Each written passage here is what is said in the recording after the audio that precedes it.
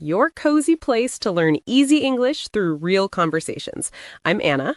And I'm Jake. We're really happy you're here with us. Jake, honest question. When was the last time you said, I'm just going to look, and then you bought something? Oh, yesterday. I opened one shopping app just to check a price, and somehow a new t-shirt arrived in my cart. What? See, this is what I mean. Just looking is the first step to just buying. Yeah, it's like the app whispers, "Come on, one more thing won't hurt." And then, boom, money gone, closet full, brain still not happy.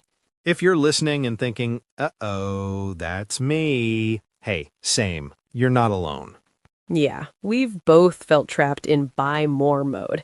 Sales, ads, influencers, must-have lists. Whoa, it's a lot. Yeah, a lot of pressure.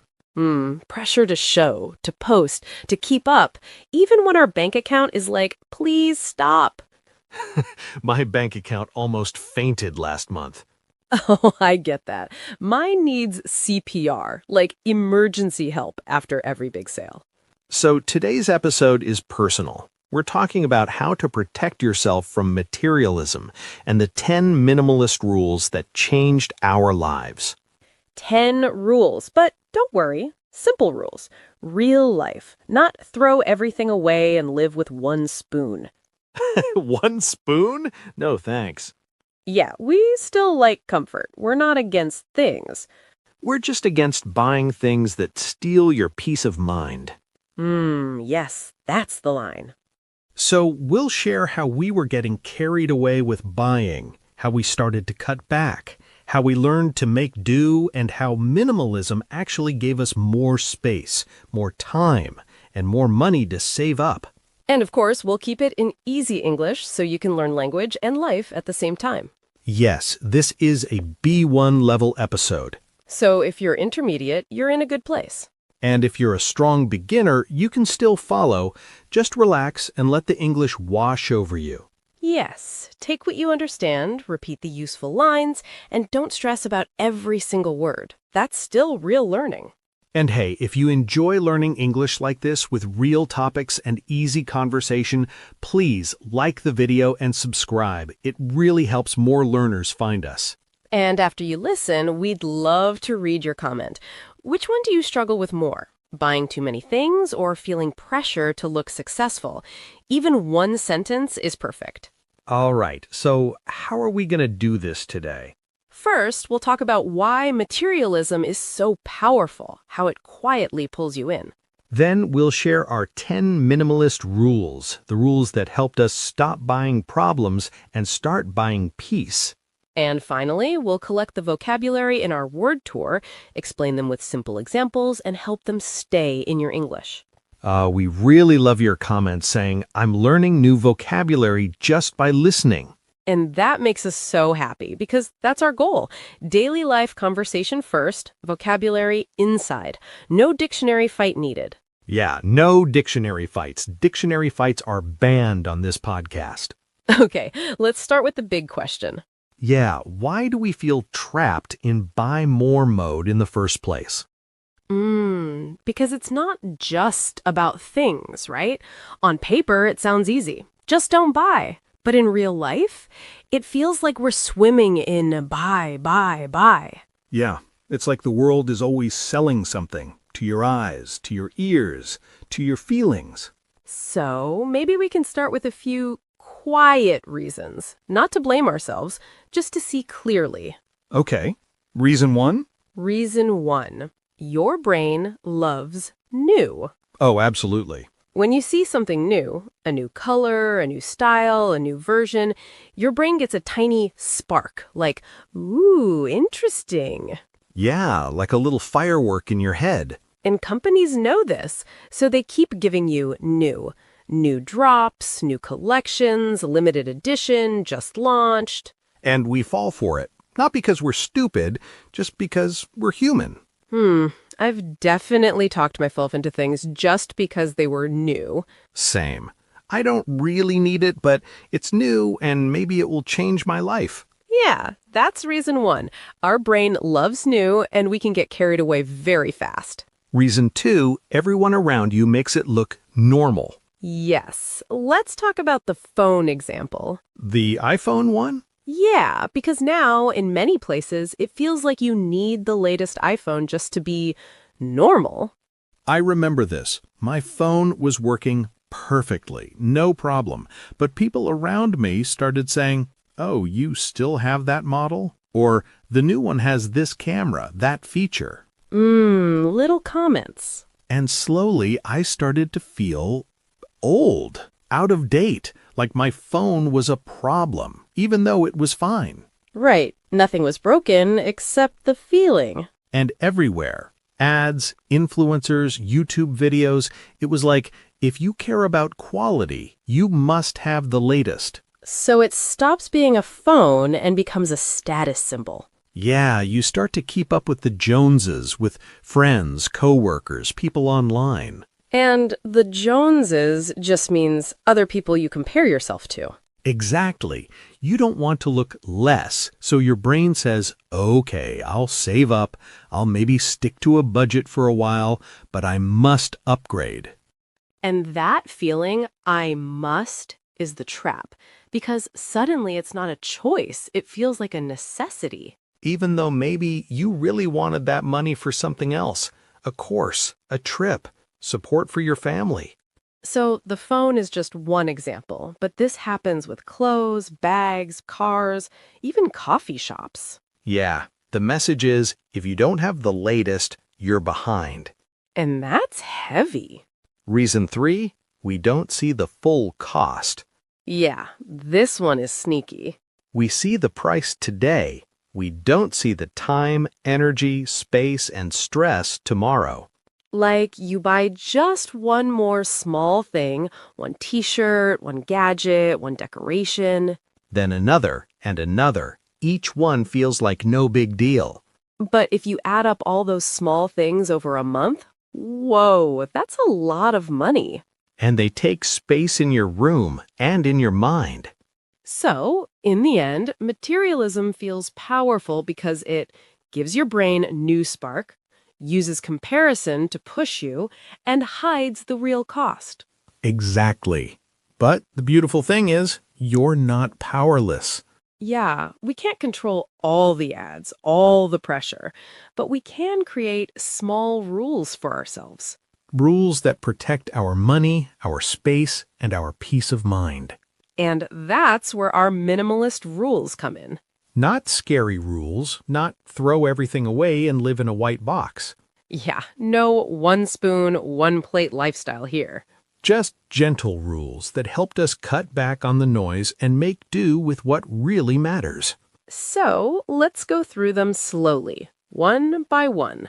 10 rules for 2026 you can actually use. Rule 1, buy nice or buy twice. Oof, that sounds serious. It kind of is. It means if you always buy the cheapest option, you might pay more later because you buy it again and again. Yeah, you're almost too broke to buy cheap. Exactly. That's what being frugal really is. Smart with money, not miserable. I did this with shoes. I kept buying cheap sneakers. They looked fine for 1 week, then pain, holes, and back to the shop. So you weren't just buying shoes, you were buying future problems. Yes, extra pain, extra money, extra trash. One day I stopped and thought, if I add up all these cheap pairs, I could have bought one good pair. One good pair you can make do with for a long time. So now my rule is buy the best quality I can honestly afford and then use it a lot. Not the most expensive name, just the best I can afford. And to stop impulse buys, you also started to research, right? Yeah, I slow down. I read reviews, compare, think. Research is like a break for my shopping. It gives my brain time to breathe. So if you're listening, Rule 1 doesn't say buy luxury. It says buy something solid, use it deeply, and don't keep replacing the same cheap thing. Your future self will thank you, and your feet too. Now, Rule 2 is more about feelings. Rule 2, if it's not a hell yes, it's a no. That phrase is so strong. Yeah, but we can say it simply. If you don't feel clearly excited or sure, it's probably not for you. So a meh feeling is a no? Yes, because meh items become clutter. They just sit there. Clothes you kind of like, gadgets you might use. I had a t-shirt like that. Every time I opened my closet, I saw it and thought, maybe later. I talked myself into keeping it many times, but never wore it. The closet ghost. Exactly. It just took space and quiet energy.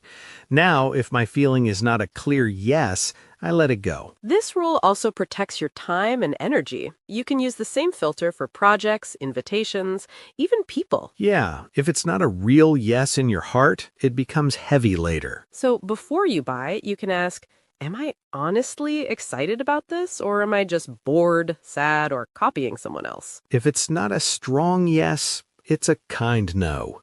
Okay, next rule is for people who love organizing. Rule 3. Declutter first, then organize. Ooh, this one called me out. Why? I used to buy boxes, baskets, cute labels. I thought if I organize everything, I'll be a new person. Oh, the organization makeover. But the truth was, I didn't have an organizing problem. I had a too much stuff problem. I was just moving things from one box to another. Yeah, if you organize clutter, you still have clutter, just in prettier boxes. So now my rule is, before buying any storage, I declutter. I ask what can leave, what is in the way. Then you organize what's left. Yes, and suddenly you often don't need new baskets. Your shelf already has space. I did this with cables and chargers. I wanted to buy a new organizer, but when I decluttered, I realized I had 5 broken cables and 3 I never used. So the real solution was less, not more. Exactly. Declutter first, then organize what truly matters. And after decluttering, there's a rule to keep your space clean over time. Rule 4. If you don't use it, you lose it. This one sounds a little tough, but it's kind. It doesn't mean throw away everything today. It means check your things regularly. Ask, do I use this? Does it give value? Does it bring honest joy? Because your life changes, your needs change. I had makeup I bought years ago for special days. Guess what? I never used it. It expired. It was just sitting there, quietly making me feel guilty. The someday items. Yes, so now, every few months, I do a little check. Clothes, books, bathroom things. If I haven't used something for a long time and my life is okay without it, I let it go. It's like telling your space, only what is alive stays. And your room starts to feel like a place you live in, not a storage unit. Less museum of old you, more support for present you. Okay, the next rule is my favorite for online shopping. Rule 5. Wish list plus wait. Yes, instead of buying fast, we park the desire. When you see something you want, on an app, on Instagram, in a shop, you don't buy it immediately. You put it on a wish list. Notes app, Google Doc, anywhere. You write the name, the price, and one honest reason why you want it. Then you wait. You sleep on it a little. 1 week, 2 weeks, maybe a month. And something magical happens. Many items just die on the list. Yeah, because you already held back from clicking buy now, your feelings have time to change. And the ones that stay, the ones you still want after waiting, those are usually more real. So when you finally buy, it's not an impulse buy. It's an intentional choice. And future shopping becomes simple. You stick to the list instead of getting carried away. Now, let's talk about our physical space. Rule 6, a place for everything, everything in its place. This one changed my mornings. Yeah, because a messy space is like mental noise. When your keys, wallet, earphones, charger all have a home, life feels easier. No more searching for your keys when you're already late. I gave my wallet one spot in my bag, always the same pocket. At first it felt silly, but now I never panic like, where is it? I did that with adapters and cables. One box, one place. My brain said, thank you. And with clothes, too, group by type or color. T-shirts here, pants there. Your brain doesn't have to work so hard. It's like you're giving your future self a gift. Here, I made things easy for you. And when things have a place, it's easier to put them back and harder to drown in clutter again. Okay, next rule is like a red flag detector. Rule 7. Don't buy a problem. Say more. Some things look amazing, but come with extra cost, extra work, or extra stress. Like what? I saw a beautiful white rug once. In the shop, it looked perfect, clean, aesthetic, cozy. Of course it did. But then I thought, I drink coffee. I drop food. I don't like cleaning rugs. If I buy this, I also buy weekly stress. So the rug wasn't just a rug, it was a cleaning problem. Yeah, same with clothes that need dry cleaning, shoes that hurt, or furniture that needs 10 extra things to match. Even with thrifting, something can be so cool, but the wrong size. If you have to change your whole life to make it work, maybe it's not for you. And of course, there's buying with debt for wants. If you swipe your card for something you don't need and can't pay now, you're not just buying the object, you're buying future interest and worry. Buying a problem for future you. So now we ask, if I buy this, what extra work or extra cost comes with it? If the answer feels heavy, we let it go. And to help with that, we have Rule 8. Rule 8. Have a why before you buy. This one is simple but strong. Explaining, before buying, ask yourself, why do I want this? Then listen to the first honest answer in your mind. Not the fake answer, the real one. If the answer is, it's on sale, that's not a strong why. If it's, everyone has it, or I'll feel left out, that's not a peaceful why. And if it's, my old one is broken, or I use this every day, or this will help me learn, grow, or rest, that's a better reason. Your why acts like a filter. It slows you down. And when you can't find a good why, that's usually your answer. No drama, just not today. Now let's talk about joy. Rule 9, the spark joy rule. This rule says, keep or buy things that genuinely make you feel a small spark of joy. Not fake joy, not maybe someday. Real, honest joy now. When you hold the item or imagine using it, you feel light, happy, calm, not stressed, guilty, or meh. I had an old t-shirt that was super soft, but not stylish. Every time I wore it at home, I felt cozy. That's joy too. Yes, joy doesn't always look Instagram perfect. Sometimes it's a silly mug, a comfy hoodie, a book you love. The rule is, if it truly sparks joy or serves your life well, it can stay. If not, maybe it's time to say thank you and let it go. And when you apply this while buying, you stop filling your home with almosts and maybes. You still treat yourself, but with things that truly spark joy, not with random stuff you forget next week. And finally, the money boundary. Rule 10. If I can't pay in full today, I can't afford it. This one is brave. Yeah, and it came from pain.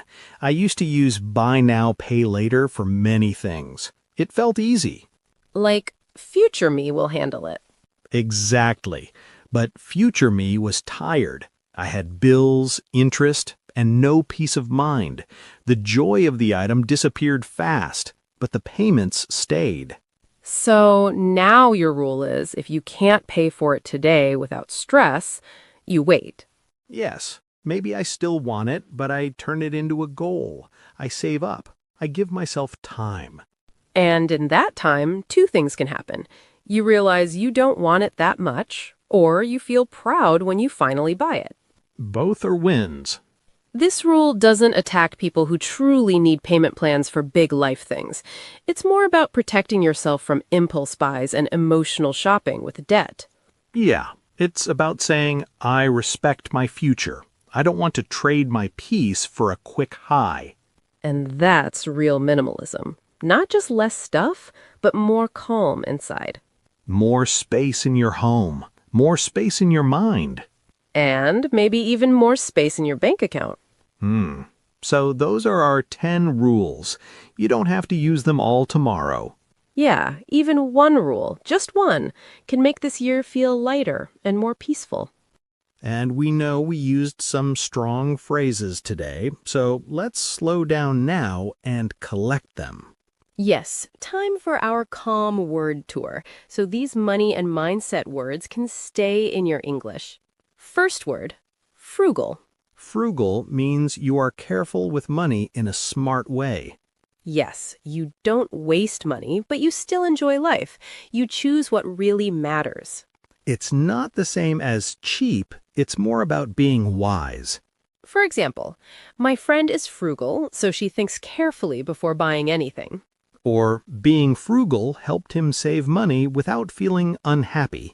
Next, impulse buy. An impulse buy is something you buy suddenly without planning. Yes, you see it, you feel a push, and you buy it in the moment. Often impulse buys come from emotions, not real needs. For example, I went to the shop for bread, but that chocolate was an impulse buy. Or, I try to avoid impulse buys when I'm tired or stressed. Next phrasal verb, cut back on. Cut back on means to reduce something. Yes, you don't stop completely, but you do it less. It's useful when you want more balance, not zero. For example, I decided to cut back on online shopping this year. Or, she cut back on coffee to save money and sleep better. Next, save up. Save up means to keep money over time for something special. Yes, you don't spend everything now, you keep a part for your goal. It gives your money a purpose. For example, I'm saving up for a new laptop. Or, they saved up for months to visit their family. Next phrasal verb, talk yourself into. Talk yourself into something means you slowly convince yourself to do it. Yes, even when a part of you feels it's not a good idea. We often talk ourselves into buying things we don't need. For example, I talked myself into buying that jacket because it was on sale. Or, he didn't need a new phone, but he talked himself into it. Next, fall for. Fall for something means to be tricked by it or believe it too easily. Yes, you can fall for an ad, a promise, or a big discount. Materialism is strong because it's easy to fall for the message you need more. For example, I fell for the marketing and bought something useless. Or she didn't fall for the pressure to upgrade her phone. Next phrasal verb, make do. Make do means to use what you have, even if it's not perfect. Yes, you manage with your current things instead of buying more. It's a peaceful skill. It tells your brain, this is enough for now. For example, I wanted new shoes, but I decided to make do with my old pair. Or, we made do with the furniture we had and still felt comfortable. Next expression, keep up with the Joneses. Keep up with the Joneses means trying to look as rich or successful as other people. Yes, the Joneses are just other people you compare yourself to. Friends, neighbors, people online. It often makes you buy things just to show off, not because you really need them. For example, he bought a new car just to keep up with the Joneses. Or, when she stopped keeping up with the Joneses, she felt more free. Next phrasal verb, get carried away. Get carried away means you lose control because you were too excited. Yes, you plan to do a little and then you do a lot. Sales and discounts easily make us get carried away. For example, I got carried away in the mall and spent too much. Or, don't get carried away by every sale you see. Next phrase, peace of mind. Peace of mind means a calm feeling that things are okay. Yes, not perfect, but safe enough. You're not always worrying. Many minimalist rules are about protecting your peace of mind, not just your wallet. For example, Having some savings gives me peace of mind. Or, she chose a smaller house for peace of mind, not for status. Next phrase, sleep on it. Sleep on it means wait until the next day before you decide. Yes, you give your brain time to calm down and think clearly. If the feeling is still strong tomorrow, then you can choose with a cooler head. For example, I wanted to buy it, but I decided to sleep on it. Or, when he slept on it, he realized he didn't really need it. Next phrase, hold back. Hold back means stop yourself from acting too fast. Yes, you pause instead of jumping in. Holding back for a moment can protect you from regret later. For example, she held back and checked her budget before spending. Or, I wanted to say yes, but I held back and thought first. Next, add up. Add up means to calculate the total. Yes, you put all the small numbers together and see the big number. When you add up your small purchases, you see how much you really spend. For example, when I added up my small buys, the total shocked me. Or, he added up his coffees and realized it was a lot of money. Next phrase, stick to a budget. Stick to a budget means follow your money plan. Yes, you try to stay inside your limits for food, fun, clothes, and so on. You're not perfect, but you stay honest and consistent. For example, I'm trying to stick to my budget this month. Or, she stuck to her budget and finally saved up for a trip. Last one, treat yourself. Treat yourself means do something nice for yourself on purpose. Yes, maybe a coffee, a dessert, a small gift, or a rest day. The key is not all the time, but sometimes with joy, not guilt. For example, I worked hard this week, so I treated myself to a nice dinner. Or, he treats himself once a week instead of buying things every day. That was a good word tour. Calm, but strong. Yes, you don't need to remember everything. Just choose 2 or 3 words that you like and use them this week. And you don't need to become perfectly minimalist. No, even one small rule can make 2026 feel lighter. So here's a tiny homework. This week, before you buy something, ask one question. Am I buying peace or am I buying a problem? And if you want, tell us in the comments, which rule do you want to try first? Even one sentence is perfect. We really love reading your stories. This is Anna. This is Jake. And you've been listening to the English Leap podcast. Bye!